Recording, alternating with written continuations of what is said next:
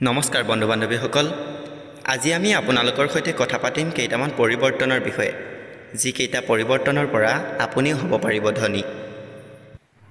দেৱী লক্ষ্মীক ধন সম্পদৰ দেৱী বুলি গণ্য কৰা হয়। মা লক্ষ্মীৰ কৃপাত কোনো ব্যক্তি খুব কম দিনতেই ধনে ধানে চহকী হৈ পৰিব পাৰে। সেয়েহে সকলোৱে মা লক্ষ্মীক সন্তুষ্ট কৰিবলৈ যথেষ্ট প্ৰাৰ্থনা কৰে। এখন ঘৰত মা লক্ষ্মীয়ে কৃপা কৰাৰ আগতে কেতবোৰ সংকেত দিয়ে। হয়, কিছুমান বিশেষ সংকেত লাভ কৰিলে আপুনি বুজিব যে আপোনাৰ ঘৰলৈ শীঘ্ৰেই হ'ব পাৰে লক্ষ্মীৰ আগমন। আজি সেই বিষয়ে আলোচনা কৰোঁ আহকচোন। প্ৰথমতে হৈছে পৰিষ্কাৰ পৰিচ্ছন্নতা। বিশ্বাস অনুসৰি যি ঘৰ পৰিষ্কাৰ সেই ঘৰত মা লক্ষ্মীৰ কৃপা সদায় থাকে।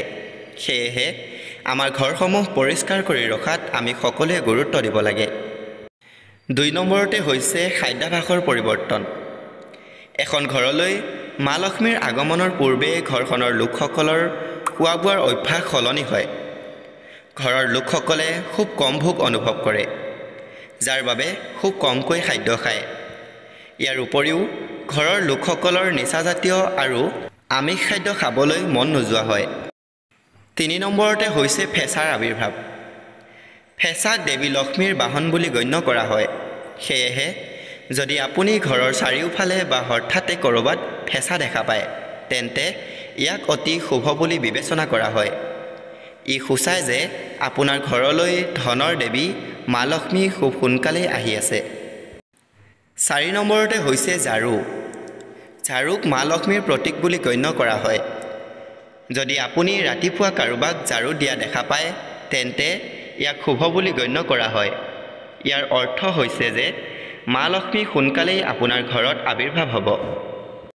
৫ নম্বৰতে হৈছে সাৰ পোৱাৰ লগে লগে শংখৰ শব্দ শুনা। ৰাতিপুৱা সাৰ পোৱাৰ লগে লগে যদি আপুনি কাণত শংখৰ শব্দ শুনে, তেন্তে ইয়াৰ অৰ্থ হৈছে যে আপোনাৰ ঘৰলৈ মা লক্ষ্মীৰ খুব সোনকালেই আগমন হ'ব। প্ৰিয় বন্ধুসকল, ভিডিঅ'টো চাই কেনে পালে কমেণ্ট এটা কৰি জনাবলৈ একেবাৰে নাপাহৰিব। চাই যদি ভাল লাগিল তেন্তে লাইক এটা কৰি বন্ধুবৰ্গৰ লগত শ্বেয়াৰ কৰি দিব। আৰু এনেধৰণৰ ভিডিঅ'সমূহ পাই থাকিবলৈ আমাৰ চেনেলটি ছাবস্ক্ৰাইব কৰি কাষতে থকা বেল আইকনটি প্ৰেছ কৰি দিব। ধন্যবাদ।